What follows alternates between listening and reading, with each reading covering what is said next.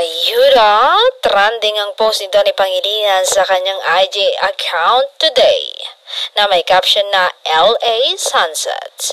Naging usap-usapan na naman kung talaga bang si Belle ang kasama niya nung hapon na iyon sa LA upang makita ang LA Sunsets view.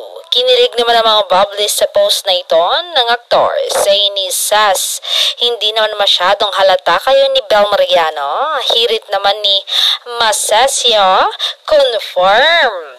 Say naman ni Elaine Ditare, haha, ni-late post tayo ni Kissable Lips at mukhang si Belinda yon kasi nakaka. Pero ayon sa aking source, yes, kasama si Belle yan nung kaarawan ni Sir Gary V. Valenciano.